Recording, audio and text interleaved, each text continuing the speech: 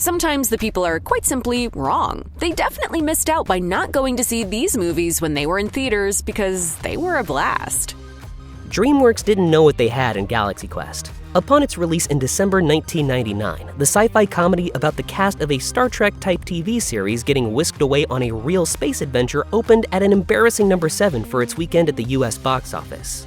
As DreamWorks co-founder Jeffrey Katzenberg would later admit to director Dean Parisot, the studio bungled the promotion of the quirky, whip-smart comedy as a kid-targeted adventure and, by and large, failed to sell the movie to mass audiences.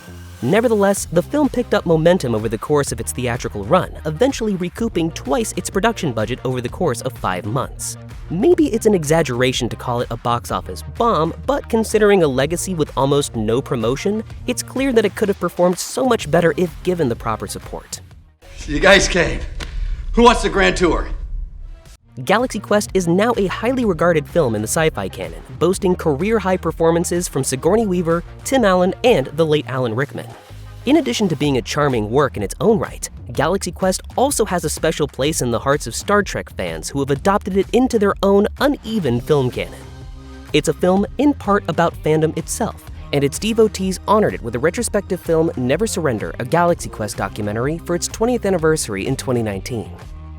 In his prime, Dutch filmmaker Paul Verhoeven was such an effective satirist of American culture and cinema that American filmgoers and critics had trouble knowing when he was joking. This happened most famously upon the release of his 1997 sci-fi epic Starship Troopers, a broad, over-the-top send-up of pro-war propaganda that went over the heads of an audience to whom patriotic violence was so common that it became a vision worth embracing. A similar problem arose with Verhoeven's previous film, Showgirls, a ridiculous, exploitative NC-17 rated drama about a young woman trying to make it as an exotic dancer in Las Vegas. Broadly panned upon its release for its intense acting and gratuitous sex scenes, Showgirls only grossed about $20 million domestically on a $45 million budget. It's worse than dog food. In the years since, however, Showgirls has become an iconic film of the 1990s. Some fans see it as a riotous parody and have mined it for inspiration in drag shows, stage reenactments, and other gleefully garish rituals. Still, others feel that there's nothing funny about Showgirls at all, and that its superficial hyperbole is the only way to truly capture the cruel, misogynist meat grinder of the entertainment industry. Either way, Showgirls has been rescued from the dustbin of infamy and frequently appears on cable, streaming services, and art house theaters, typically around midnight. The first 2 rules of Fight Club are that you don't talk about it. In hindsight, that might explain why Fight Club failed to find a theatrical audience in 1999, despite starring Edward Norton fresh off American History X and Brad Pitt fresh off being Brad Pitt. A now iconic thriller only pulled in $37 million domestically, though a further $63 million overseas helped it reach $100 million worldwide. While that may seem like a decent performance, the problem is its $65 million price tag meant that if Fight Club made anything less than $130 million, it'd be a technical knockout. So why did Fight Club bomb at the box office? The simple explanation is that the filmmakers just spent too much money on the movie, so Fight Club had to punch above its weight to earn back its budget. That's a real shame because director David Fincher gives author Chuck Palahniuk's words weight in this adaptation of his novel, giving the story a visceral style that hits harder than a bloody fist and a twist ending that kicks harder than a roundhouse. Meanwhile, Norton creates an everyman protagonist for our times who still resonates more than a quarter of a century later, while Pitt gives arguably the standout performance of his career.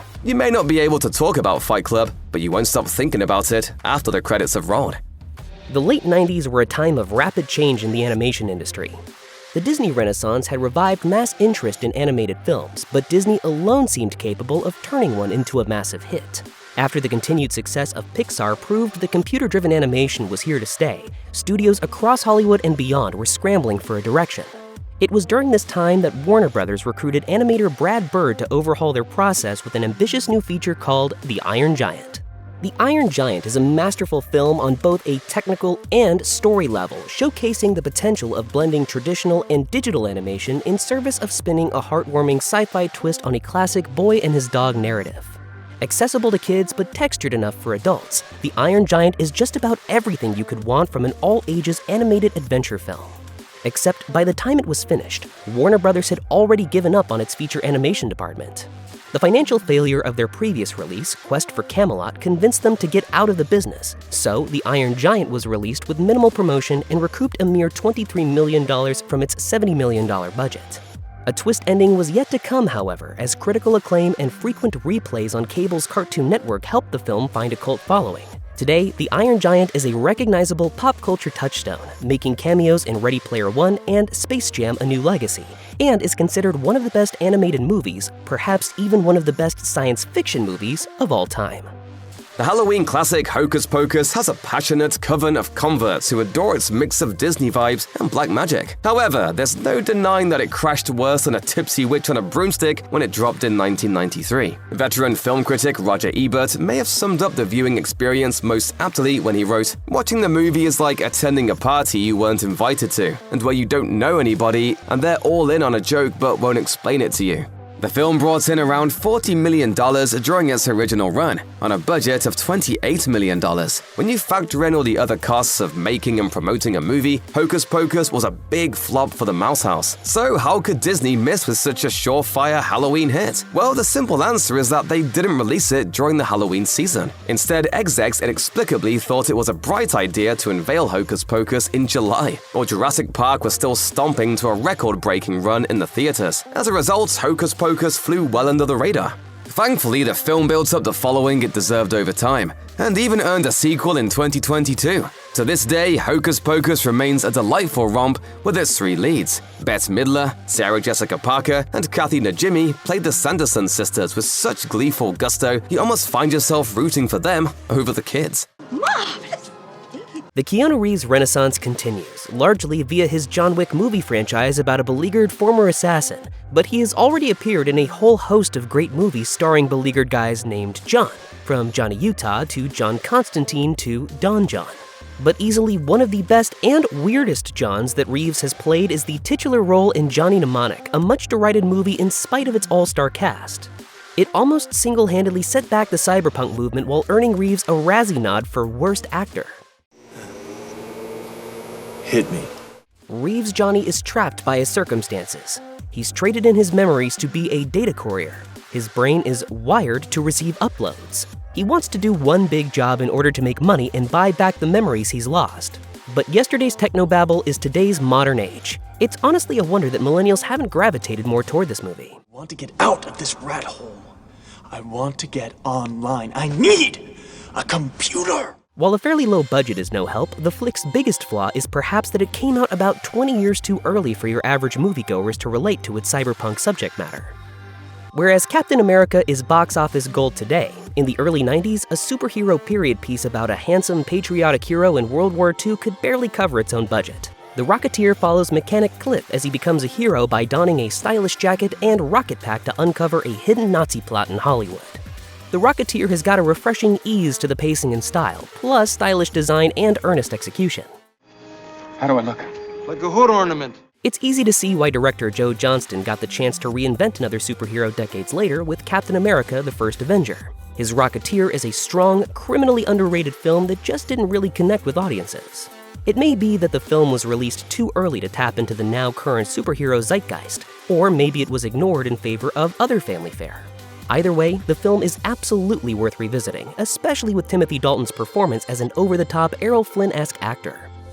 If you spend a lot of time on the internet, you've probably seen more than one think piece about how this or that generation just doesn't want to work. Writer-director Mike Judge was well aware of this trend way back in 1999 and decided to capitalize on the unwelcoming nature of most workplaces by making Office Space. Did you see the memo about this? It was a message way ahead of its time, as evidenced by the box office receipts. Judge's first foray into live-action filmmaking made just $12 million worldwide on a $10 million budget. Even so, the many comedy fans who missed Office Space in multiplexes fell in love with Judge's brilliantly dry send-up of America's corporate culture on cable and home video. Office Space has become a cult classic in the years since it dropped to underwhelming figures, and fans often claim that it has inspired other creators. Some say that there are clear parallels between Office Space and both the British and American versions of The Office, while others have pointed out that the film seemingly shaped the idea for Severance. Office Space feels very 90s in the best way possible. The film shone a light on America's increasingly toxic relationship with work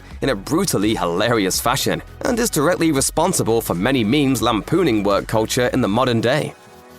Disney is no stranger to live-action box office bombs, but before the likes of The Lone Ranger and John Carter, one of the Mouse House's biggest turkeys was 1992's Newsies. While Disney was essentially printing money with animated musicals in the 1990s, this Christian Bale-led live-action depiction of the 1899 Newsboys strike banked an abysmal $2.7 million.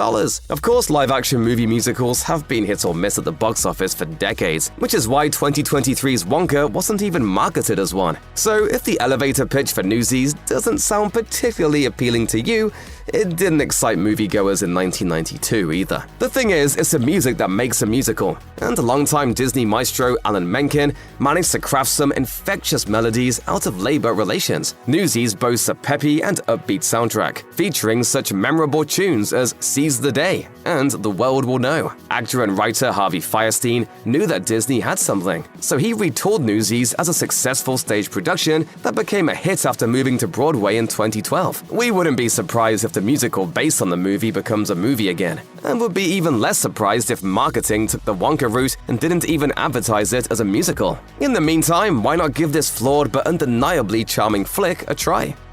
1 year before appearing as the smarmy villain in Titanic, Billy Zane tried to slam evil in a skin-tight mauve suit in one of the biggest busts of the 90s, 1996's The Phantom. Based on Lee Falk's pulp comic from the 1930s, Zane plays Kit Walker, the titular Phantom. He is the latest in a familial line of purple-clad superheroes who have sworn to fight evil from their fictional African island hideout since the 16th century. Now, Kit must work with his ex-girlfriend to stop the dastardly Xander Drax from wielding the power of 3 magic skulls. The Phantom delivers exactly what it promises, and thanks to Zane's earnestness, the villain's mustache-twirling zaniness, and especially David Newman's rousing score, it feels akin to a low-rent version of Raiders of the Lost Ark. Alas, the Phantom could only ever dream of making the money Raiders did, as its $17 million haul on a $45 million budget crashed this potential franchise right out of the runway. Despite the numbers saying otherwise, the film really isn't as bad as you might expect. In fact, it's actually a pretty entertaining movie, with a review from Variety featuring the praise. While it hardly stands to vanquish the celluloid incarnations of Superman and Batman, this version of an older cartoon Crusaders exploits does have a pleasingly astute sense of its place in the great scheme of things pulp.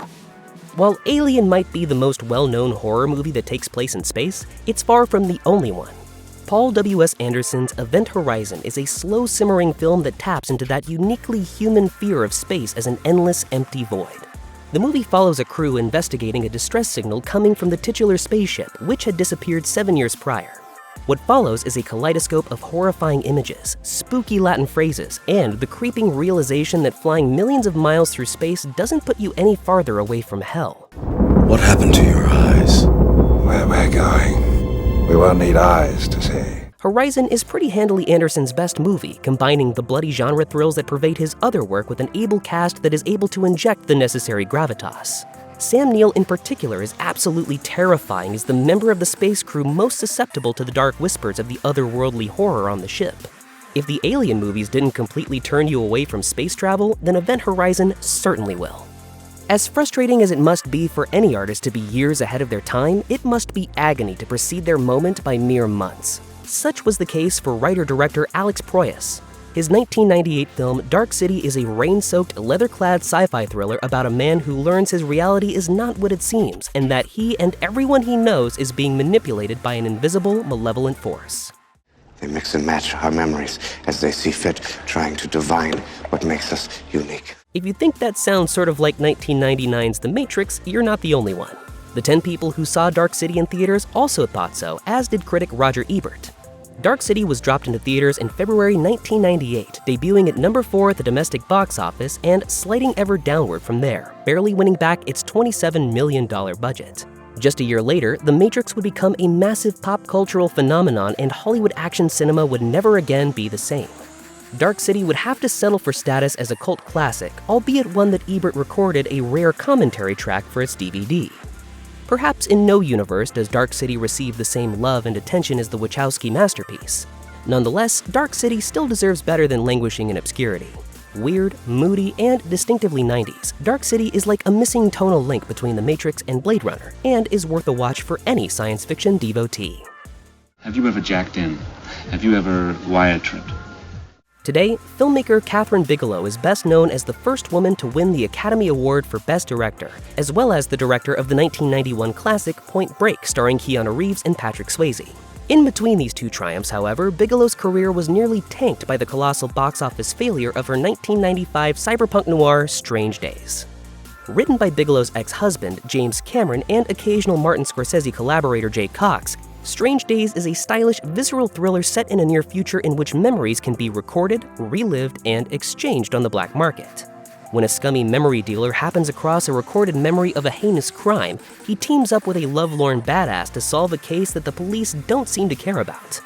Strange Days harshly divided critics upon its release and was a commercial disaster, winning back just short of $8 million on a $42 million budget. In the decades since, however, the film has been rediscovered and reevaluated as a lost treasure of genre cinema and an example of some of Bigelow's finest work as a director. With an unflinching eye and style to spare, Strange Days touches on themes of police brutality, sexual violence, and the voyeuristic spectacle of suffering, all of which are as relevant today as they were in 1995. It also features one of the great unsung heroines of science fiction in Angela Bassett's Mace Mason. Notoriously hard to find, but occasionally reappearing on major streaming services, Strange Days is worth going out of your way to find.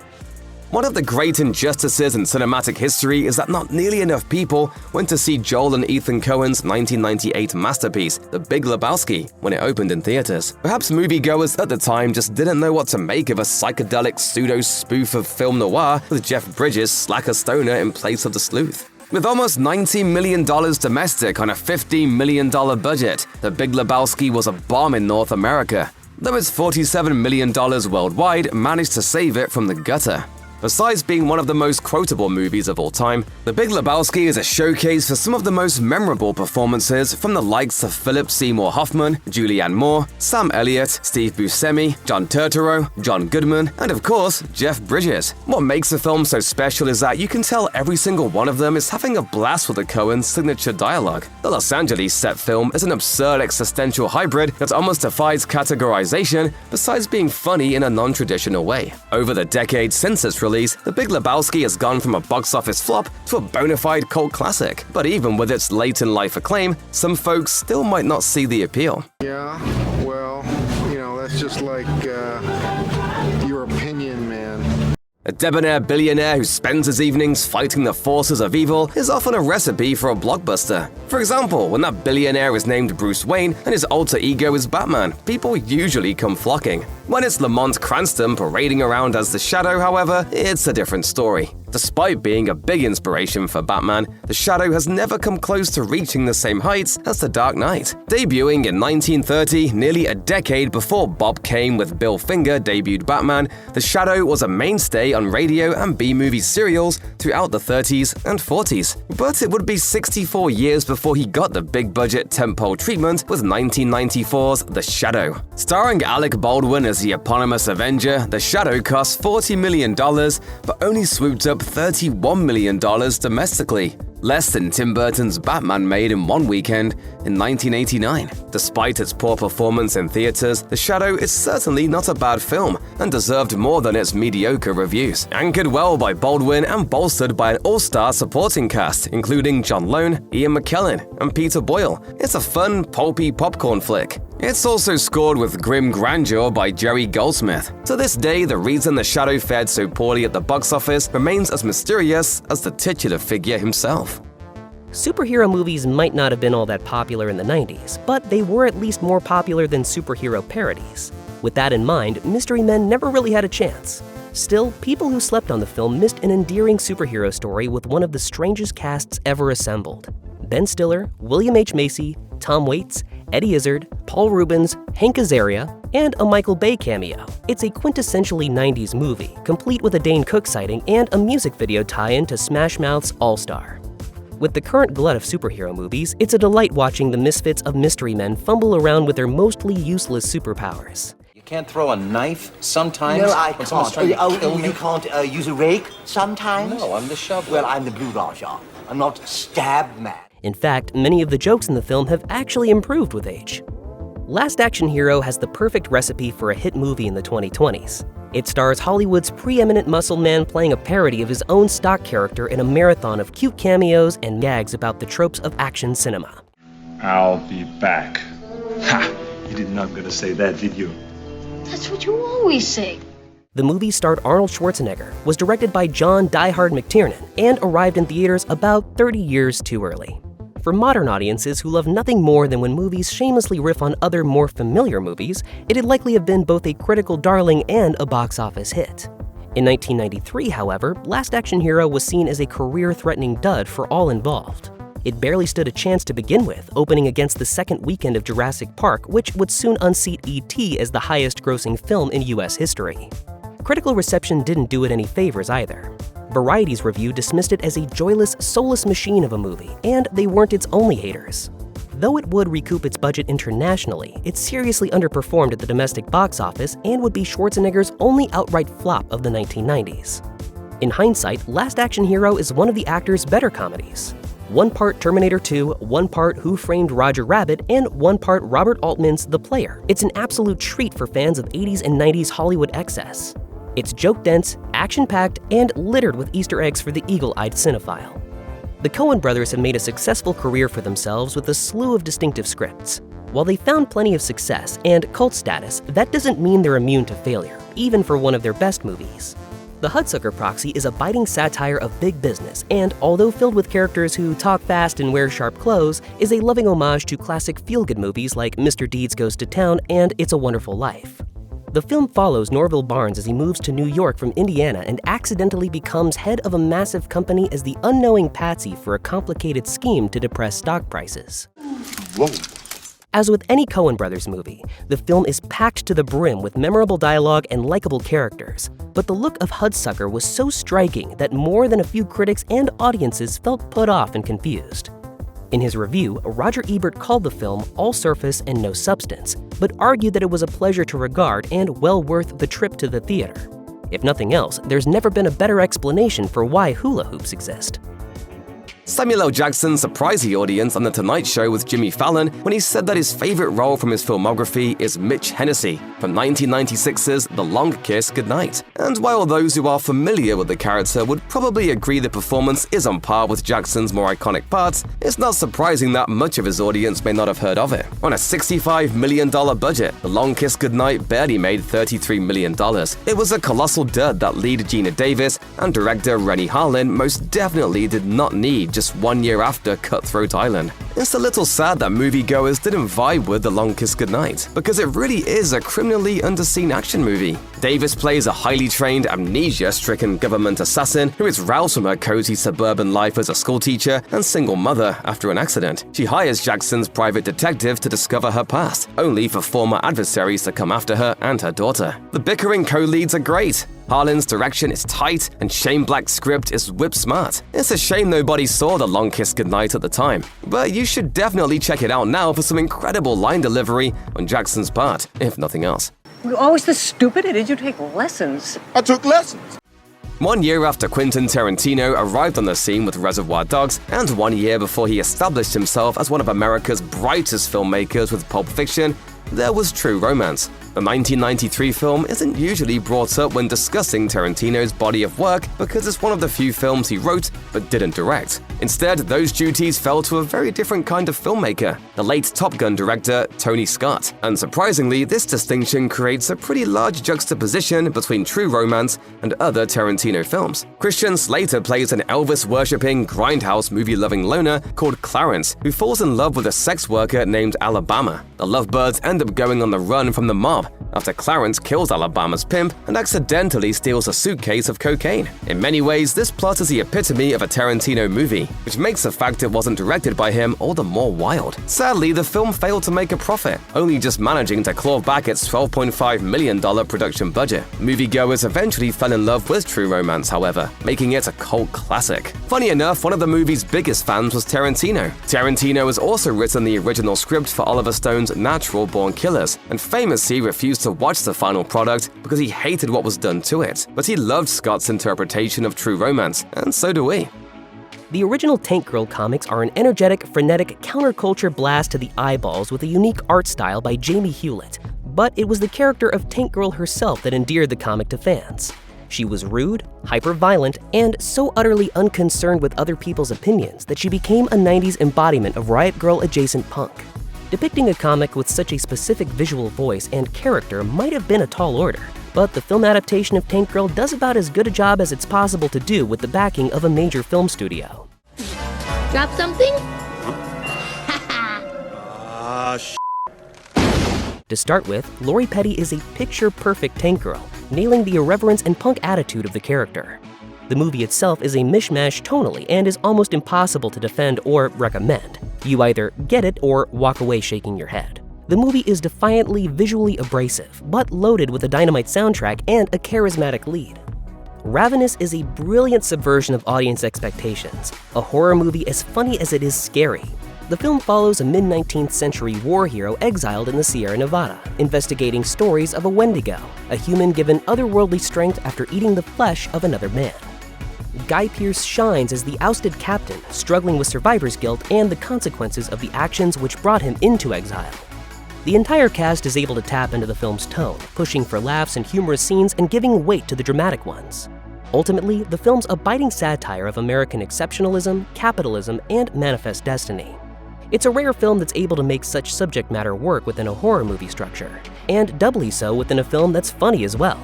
Audiences likely missed out on this cannibalistic creme de la creme due mostly to a trailer that misrepresented the tone of the movie, selling it as an awkward, comedic period piece. Don't be fooled though, Ravenous has a lot of meat on its bones.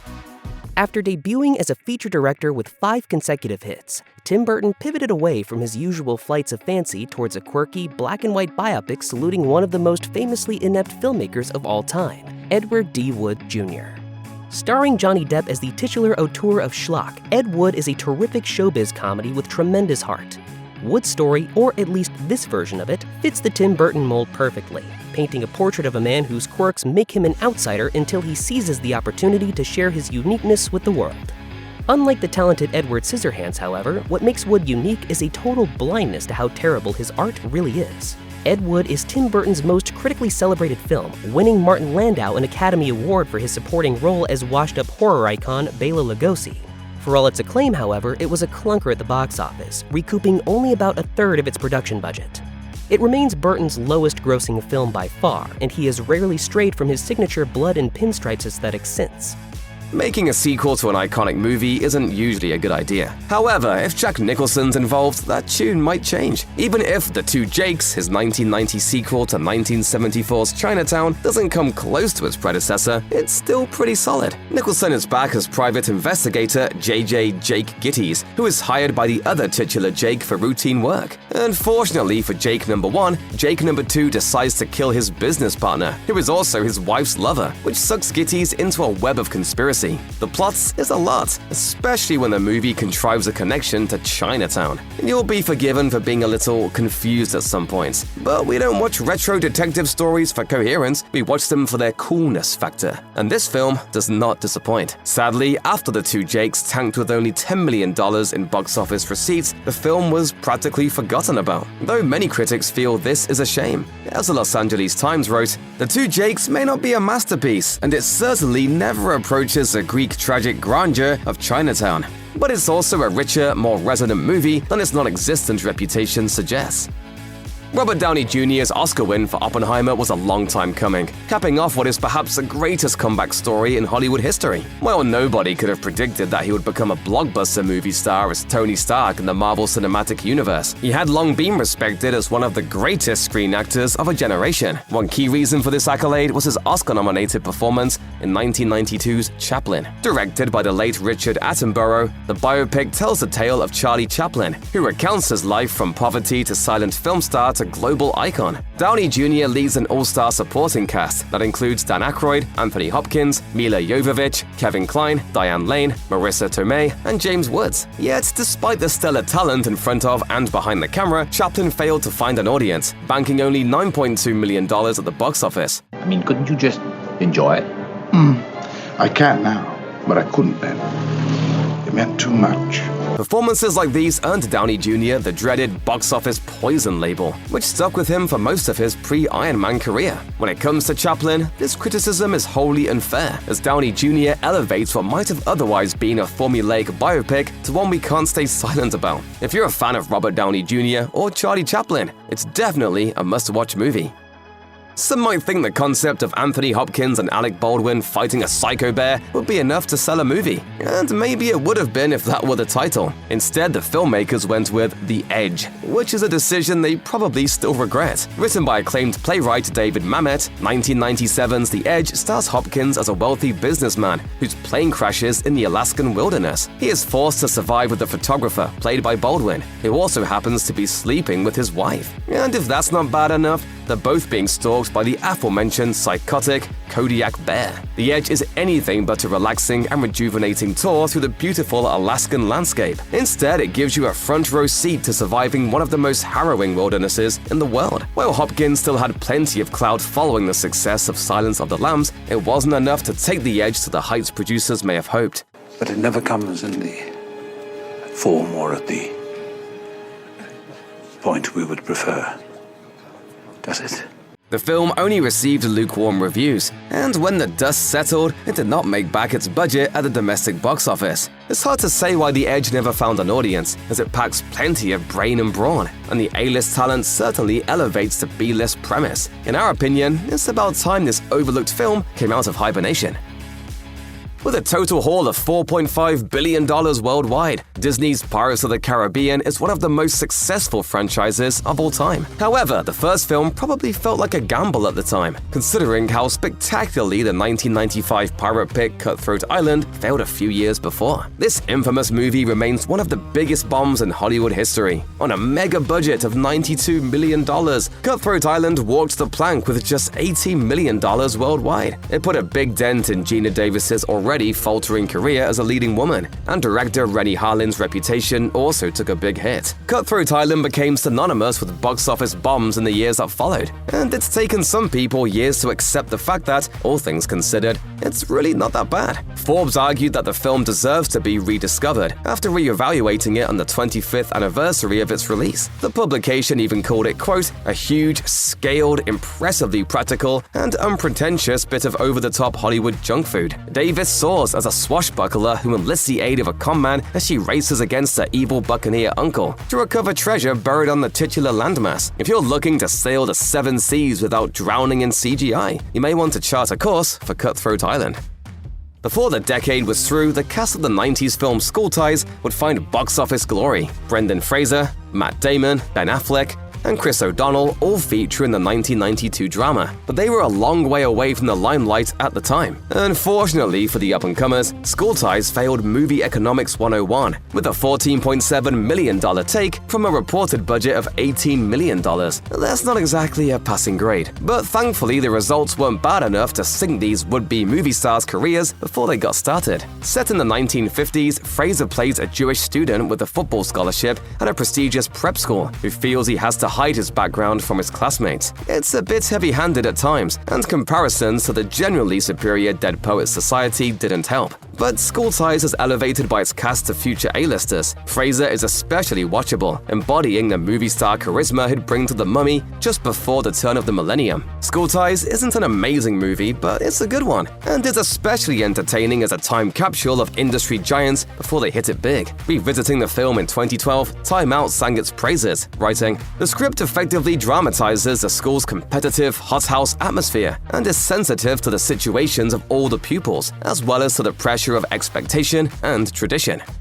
One of the biggest low-budget success stories of all time, Sam Raimi's The Evil Dead made $29 million in 1983, a whopping return on investment for a movie that cost just $375,000 to make. By 1987's Evil Dead 2, the budget had ballooned to $3.5 million, which the film's $5.9 million worldwide gross sadly didn't justify. Still, both Evil Dead pictures went down in history thanks to home video, so the filmmakers figured there was enough fan demand for an epic conclusion to the saga. Released in 1993, Army of Darkness takes Bruce Campbell's Ash to the Middle Ages. The dark fantasy comedy made $11.5 million domestically, just $500,000 more than it cost to film. Thankfully, it wound up making approximately the same amount again overseas, but it still went down as a box office flop. It was enough to kill the franchise for 20 years until 2013's Evil Dead remake, which was shortly followed by Ash vs. Evil Dead's premiere on Starz in 2015. Despite the lull it may have caused, ask any cult movie fan and they will tell you that Army of Darkness finds Raimi and Campbell at the peak of their powers. Their sense of humor might not be for everyone, but those who get Army of Darkness absolutely adore it. As one Rotten Tomatoes user even gushed, "This is the best fantasy movie ever. If you have never watched it, you don't know what you're missing." Say hello to the 21st century. The Dark Half is based on the novel of the same name by the spooky king of horror prose, Stephen King. Definitely one of the stranger concepts, it's the story of a writer who has abandoned his pen name only to find his phony persona has come to life, with murder on its mind. While the novel had a concept seemingly, or solely, perfect for the written word, the movie has one excellent attribute that makes it a standout: the late cinematic king of horror director George Romero. The Dark Half delivers some gruesome images up there with Romero's best. One scene in particular features a brain tumor reacting to its removal, a scene that will make you anxious the next time you get a headache. Unfortunately, the movie failed to click with audiences. It made just over $10 million. Still, the movie's worth a watch, especially with an adept Timothy Hutton in a double role playing both the writer and his evil pseudonym counterpart. Dead Alive was one of the most surprising horror films of the 90s. Filmed on a shoestring budget of only $3 million by Peter Jackson, Dead Alive is a gory, inventive romp about a teenager fighting off a horde of zombies, and dealing with some nasty mother issues too. Although its low budget should have made it an easy success, the film only made $240,000 stateside, and it would be unjustly ignored by American audiences until Jackson's later success prompted a reevaluation. It might not have connected with American audiences, but across the pond, the film had a profound influence on another young horror buff, Edgar Wright, who would pay homage to the film in his own movie, Shaun of the Dead. Even setting its influence on other movies aside, Dead Alive is electrifying with some of the best practical effects seen in a horror movie, and a truly innovative use of a lawnmower. Party's over. You might think you've seen bloody horror movies, but you've almost certainly never seen anything quite like Dead Alive. Ralph Bakshi, the man that made the infamous Fritz the Cat, the first animated film to ever receive an X rating from the MPAA, combined sex and cartoons one more time with Cool World. In it, a cartoonist has to resist the sexual advances of his own creation, a doodle named Holly Wood, as in would do anything, while a detective works to prevent her from breaking down the boundaries of reality. It can be a strange movie, with a juxtaposition of live action and animation that looks like a bizarro porn parody of Who Framed Roger Rabbit, but it's a fascinating experiment. Audiences weren't exactly drawn to the film, and it ended up only recouping half of its $30 million budget, which isn't exactly surprising. While it likely won't turn up on anyone's best of the 90s list anytime soon, the film is so singular in its conception that it's worth seeing at least once. Michael Keaton owes a lot to Tim Burton's record-breaking Batman movies, but it's worth remembering that he got his start in comedies like 1982's Night Shift and 1983's Mr. Mom. Keaton returned to his roots in 1996's Multiplicity, directed by Harold Ramis. He plays a construction worker who is torn between family time and his demanding job, so he decides to clone himself. Things work out so well with his clone that Keaton's character clones another version of himself, then another. Before long, he's struggling to manage his multiple clones without his wife finding out. Yes, it's a contrived sitcom setup that fails to capitalize on the potential of the premise, which is especially frustrating considering it comes from the same person who directed Groundhog Day. But while Groundhog Day trades existential philosophizing for heartwarming humor, Multiplicity seems satisfied with just being silly. So that leaves viewers the choice to bemoan what Multiplicity isn't or to celebrate what it is. A fun flick that gives Keaton the chance to shine playing multiple versions of the same character. Despite being a ready-made crowd pleaser, the crowds didn't show up, as Multiplicity made an underwhelming $20 million from a budget of $45 million. The film split critics at the time, but many have come to enjoy it in the years since. As Empire magazine wrote after revisiting the movie, both assuredly funny without being forced, and smart without being smug. This is one comedy that deserves to go forth and indeed multiply. South Park creators Trey Parker and Matt Stone have been gleefully corrupting viewers' minds for more than a quarter of a century. But while South Park has long been the cornerstone of Comedy Central and a leading satirical voice in our culture, another one of the duo's notable 90s ventures wasn't nearly as successful. Parker and Stone starred in 1998's BASEketball as two slackers who invent a sport that combines baseball and basketball. Neil sports promoter sees them play, he takes a pseudo-sport that started in their driveway and transforms it into America's new favorite pastime. However, when a corrupt promoter tries to change the rules to maximize profits, their loyalty to the game and each other is tested. BASEketball only starred Parker and Stone, as it was the creative vision of co-writer and director David Zucker, one of the masterminds behind the madcap masterpieces Airplane and The Naked Gun. BASEketball manages to meld Zucker's zaniness with Parker and Stone's irreverence, making for an absolutely hilarious flick that will have you doubled over laughing. As to why the film didn't do great at the box office, it may have something to do with Parker and Stone lacking star power at the time. Dude, does it just suck being you? Either way, something led the film to strike out with a foul $7 million against a reported $25 million budget. But for fans of sophomoric satire, BASEketball will always be a home run.